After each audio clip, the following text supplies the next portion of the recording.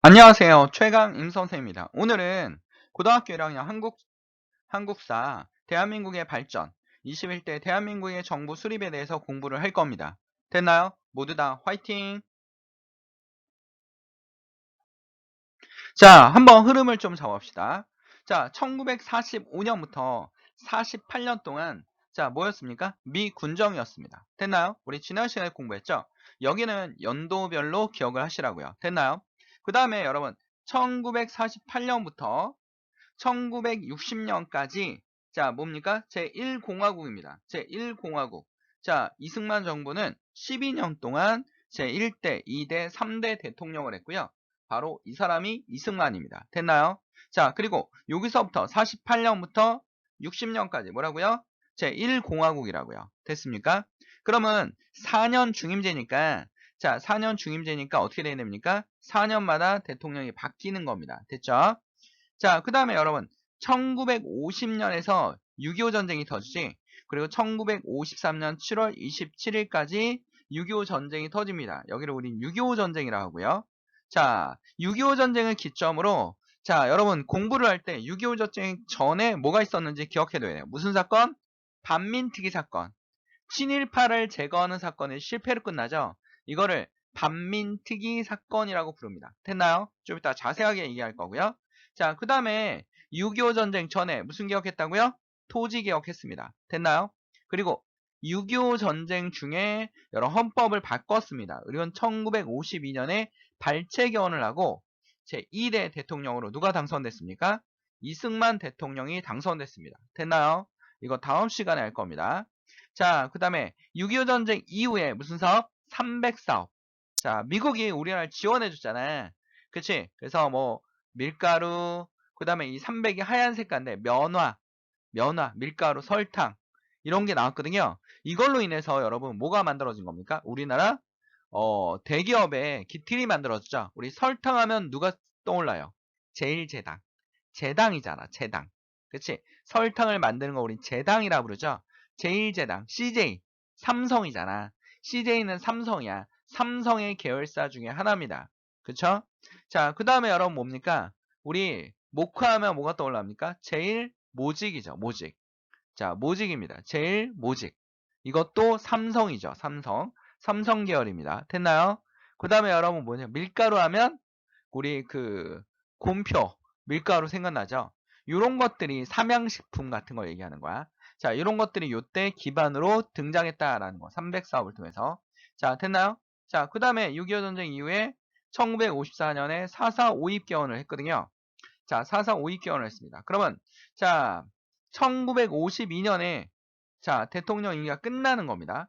이 대통령 임기가 끝나고 그 다음에 또 몇 년입니까? 56년에 대통령 임기가 끝나는 거예요. 그래서 4년 중임제이기 때문에 원래 2번밖에 할 수 없는데 헌법을 바꿔서 3번을 해가지고 1960년에 또 당선됐어요. 3.15 부정선거 때 또 당선됐다가 쫓겨난 거야. 그러니까 대통령은 4번 당선된 거죠. 그래서 여기 1번, 2번, 3번 당선된 겁니다. 됐나요? 됐습니까? 머릿속에 이해를 하셔야 됩니다. 됐죠? 이렇게 이해를 하셔야지만 흐름을 잡을 수 있습니다. 그래서 여러분 6.25 전쟁 사건을 기반으로 해서 6.25 전쟁 사건을 기반으로 해서 여기가 6.25죠? 그 전에 뭐라고요? 반민특위 사건. 그 이전에 무슨 개혁했다고요? 토지 개혁을 했다라는 거 머릿속에 기억해 두시고 6.25 전쟁 이후에 300사업이 있었다라는 거. 됐나요? 요거 기억해 두시고 다음 시간에 배울 거지만 발췌 개헌과 4.4 5입 개헌으로 대통령을 계속하는 이승만 정권에 대해서 공부를 할 겁니다. 됐나요? 됐습니까? 그래서 요렇게 머릿속에 기억을 해 두셔야 됩니다. 몇 공화국? 제1공화국. 됐나요? 1공화국 무슨 단어들이 기억이 돼요? 반민특위 사건, 토지개혁, 그 다음에 발췌개헌, 그 다음에 300사업, 4.4 5입개헌. 됐나요? 그 다음에 뭡니까? 마지막 4.19 혁명입니다. 됐나요? 됐습니까? 요렇게 머릿속에 기억해 두세요. 대한민국 정부와 북한 정권 수립입니다. 되나요? 대한민국 정부 수립인데, 대한민국 정부 북한 정권인데, 5월 10일, 1948년 5월 10일 날 선거가 있었죠. 대통령 선거다, 국회의원 선거다? 그치, 국회의원 선거였습니다. 됐나요? 최초의 국회를 뽑았습니다. 제헌국회라 하죠. 헌법을 제정하는 국회다 해서 재헌국회라고 합니다. 재헌국회인데, 자, 재헌국회는 21세 이상. 대한민국 임시정부는 18세 이상이었는데 21세 이상입니다. 자, 그 다음에 보통 21세 남녀 모두 참여할 수 있고요. 평등, 1인 한 표씩, 직접, 본인이 직접 선거를 해서 비밀, 아무한테도 얘기할 필요가 없습니다. 이런 선거 사원 측을 통해서 선거를 치러줍니다. 그래서 남북 협상 세력, 중독의 인사 남북 단동성에 불참하죠. 불참하고 김구도 불참합니다.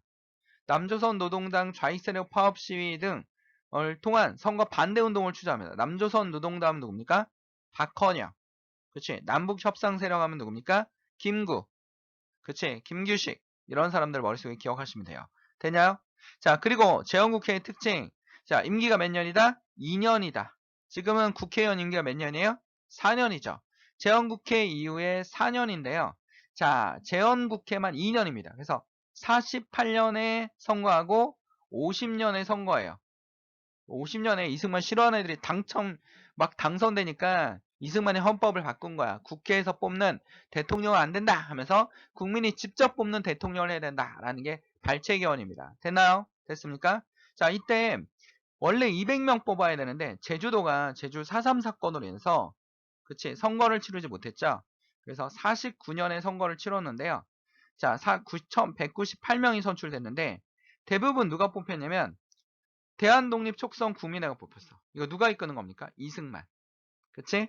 노동총동맥 한석, 대한독립촉성 농민총동맥 두석 이렇게 뽑혔어요. 근데 김성수 계열이 29, 그 다음에 이범석 6석 계열이, 기타 10석. 그치? 무소속에도 자 누구를 지지하는 사람이 많았습니까? 이승만을 지지하는 세력이 많았죠. 됐나요? 됐습니까? 그래서 국회에서 선거한 대통령이 누구라고요? 우리나라 첫 번째 대통령 누구라고? 이승만이라고요. 됐나요? 됐습니까? 자 이해하셨나요? 자 그래서 자 첫 번째 21세 선거였다. 4대 원칙이 지켜졌다. 라는 거. 자 김구, 김규식 그 다음에 누굽니까? 남조선 노동당 박헌영 얘네들 참여하지 않았다라는 거. 그리고 제주도의 2개 선거구 중 2개 선거구가 어떻게 했다? 제외됐다라는 거. 그래서 대한독립촉성의 국민회가 제1당이 되면서 누가 대통령이 당선됩니까? 이승만이 대통령에 당선되는 겁니다. 이거를 국회가 뽑으니까 간선제야 직선제야? 간선제. 국민이 직접 뽑으면 뭐야? 직선제. 됐나요? 됐습니까? 자, 이게 바로 첫 번째 정부였습니다. 자, 1948년에 8월 15일 날 대한민국 임시정부가 수립됐습니다. 됐나요? 자, 재헌국회 활동으로 국호를 뭐라 합니까? 대한민국 헌법을 제정하죠. 7월 17일 날. 그치? 이걸 우리 뭐라 그래? 재헌절이라 하잖아. 그리고 3권 분립, 입법부, 사법부, 행정부라고 합니다. 그 대통령 중심 체제를 채택하고요. 내각제 요소가 있어요. 의원 내각제. 그쵸? 자, 영국이나 일본 같은 의형 내각제 요소가 있습니다. 지금도 있습니다. 여러분, 우린 대통령 밑에 지금 뭐가 있습니까? 국무총리가 있잖아요. 그리고 국회의원이 뭐 하고 있습니까? 장관을 하고 있잖아. 장관. 그러니까 의원 내각제 요소가 있는데 이때부터 우리가 의원 내각제 요소가 좀 들어가고요. 국회에서 대통령과 부통령을 선출합니다. 대통령과 부통령을 선출합니다. 대통령이 누구라고요? 이승만. 부통령이 누구라고요? 이시영입니다. 이시영이 누구냐면 이회영 선생님의 형제야. 이회영 선생님 기억납니까? 자, 만주 삼원부에 무슨 학교? 신흥 무관학교. 그치? 전재산 6명 형제가 전재산을 털어서 우리 독립자금으로 다 썼죠. 그 자금의 일부가 뭘 만들었습니까? 신흥 무관학교. 이때 교장이 누구였다고요? 지청천 장군이었다고요. 거기가 바로 뭡니까? 신흥 무관학교. 그 형제입니다. 그리고 이시영의 장인어른이 되게 유명해요. 우리 국사책에서 배웠어. 누굽니까? 우리 가보개혁과 의미개혁을 주도했던 사람 누굽니까? 김홍집. 됐나요? 김홍집. 의미개혁 이후에 어떻게 됐다고요? 백성들에게 돌 맞아 죽었잖아. 그 김홍집의 사위가 이시영입니다. 이 사람이 부통령이 됐죠. 그치? 자, 유엔의 한국임시위원단의 총선거 관리가 가능한 지역에 수립된 유일한 합법 정부로 인정받았어요. 그러자 북한이 너희끼리 따로 정부를 수립했으니까 우리도 정부를 수립할 거야 하고 한 달 뒤에 9월 9일 날 정부를 수립합니다. 원래는 북한에 우리 정치인들, 지도자들이 있었죠. 우리 조만식 선생님 있었는데 평안남도 건국준비위원회의 조만식선이 있었는데 모스크바 삼상회의에 반탁운동을 하다가 결국 소련군에 의해서 축출됩니다. 그리고 46년 다음 년 2월에 북한에 소련이 누굴 세웁니까? 김일성을 세우죠. 박헌영하고 김일성 중에서 보다가 박헌영은 대학을 졸업했기 때문에 소련이 뭐라 하면 다 잘 듣지 않아요. 근데 김일성은 말을 잘 듣는 거야. 그래서 김일성을 세워놓습니다. 그러자 김일성은요, 토지개혁을 실시합니다. 뭡니까? 무상몰수, 무상분배. 그러니까 지주들한테 땅을 다 뺏는 거야. 그러니까 친일파가 가지고 있던 땅을 다 뺏을 수 있었죠.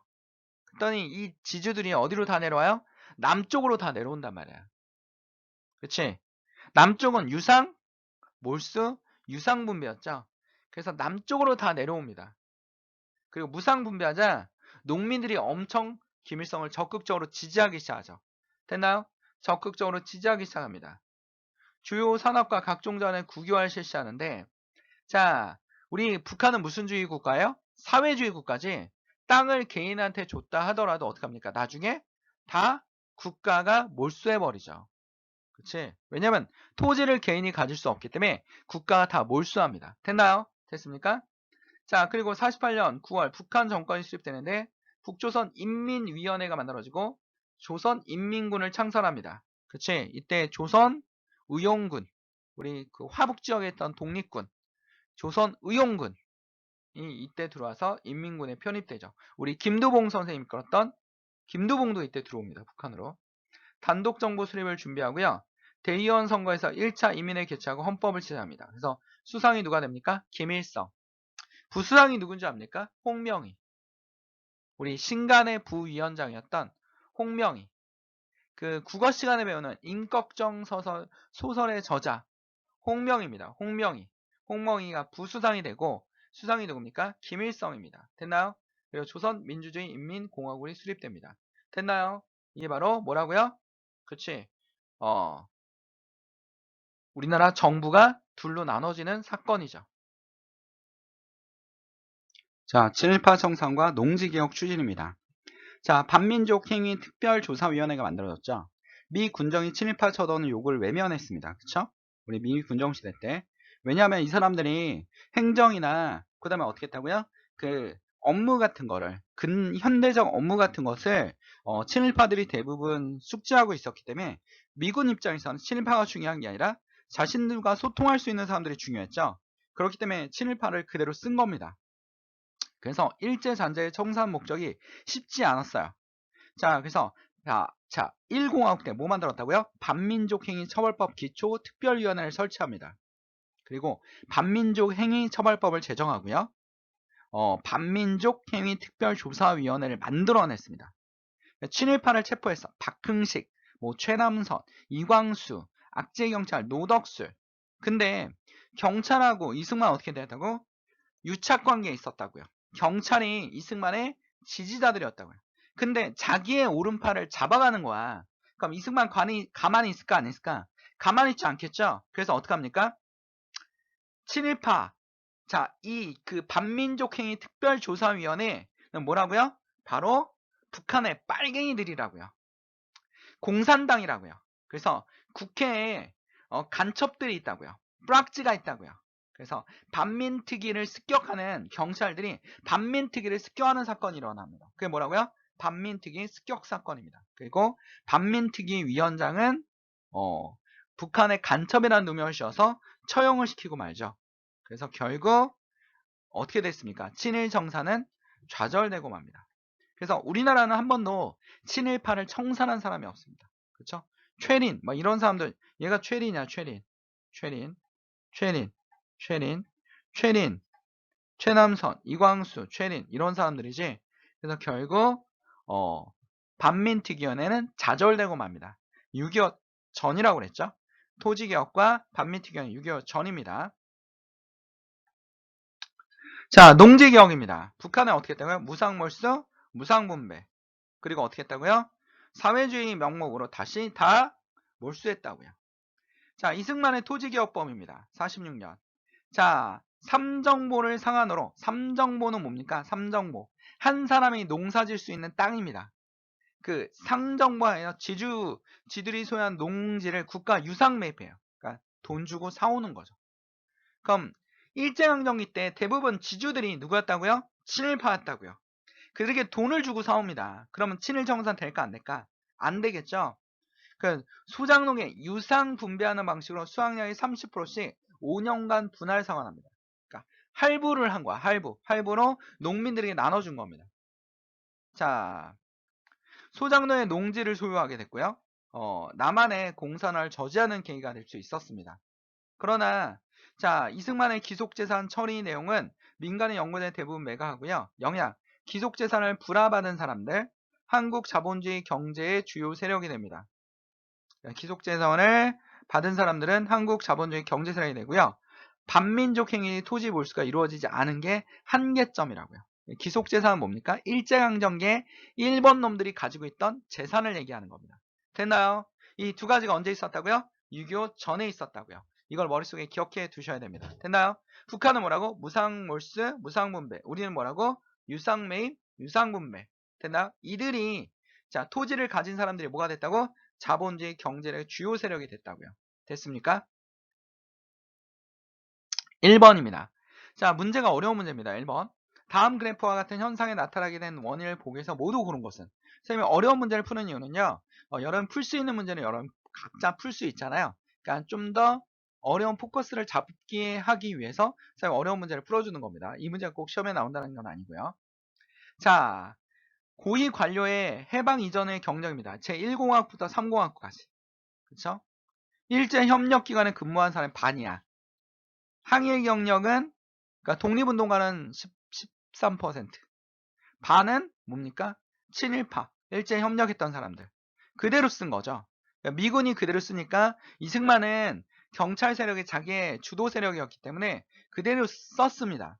그래서 그대로 썼다라는 겁니다. 그러면 첫 번째, 미 군정의 통치 정책이 이런 걸 만들어낸 거고요. 그리고 반민특위를 실패한 게 이걸 만들어낸 거죠. 좌우합자운동 이거 관련이 없죠. 건국준비원의 결성도 이거 관련이 없습니다. 답은 몇 번입니까? 답은 2번이 될 겁니다. 됐나요? 이렇게 머릿속에 핵심을 잡을 수 있어야 됩니다. 2번. 다음 가는 실학자의 토지개혁론이고 나는 1949년에 제정된 농지개혁법이다. 자, 경자유전의 원칙. 둘 다 경자유전의 원칙이거든요. 실학자들, 우리 토지는 농민들이 가지고 있어요. 정약용, 막 이런 사람들이 얘기했던, 경자유전. 경작자가 유전, 밭을 가지고 있어야 된다. 유전, 밭을 가지고 있어야 된다라는 거지. 자유농을 육성하는 겁니다. 자기만의 토지를 가지고 있어야 된다는 겁니다. 근데 우리 토지개혁도요, 농민들이 토지를 가지고 있어야 된다는 경자유전이라는 책을 보수했습니다. 됐나요? 이게 이승만의 정권의 토지개혁입니다. 그럼 둘 다 핵심 포인트는 뭘까요? 자영농 육성, 경자유전의 원칙에 맞는 거죠. 됐나요? 답은 몇 번? 1번입니다. 됐나요? 여러분들 이 부분 그렇게 어렵지 않기 때문에 잘 기억해 두시고 다음 시간에 6.25 전쟁과 이승만 정권의 장기 집권, 독재 집권에 대해서 우리 공부해 나갈 겁니다. 됐나요? 모두 다 화이팅! 자, 구독, 좋아해 주시면 선생님의 힘이 됩니다. 선생님은 여러분의 힘이 되도록 최선을 다하겠습니다.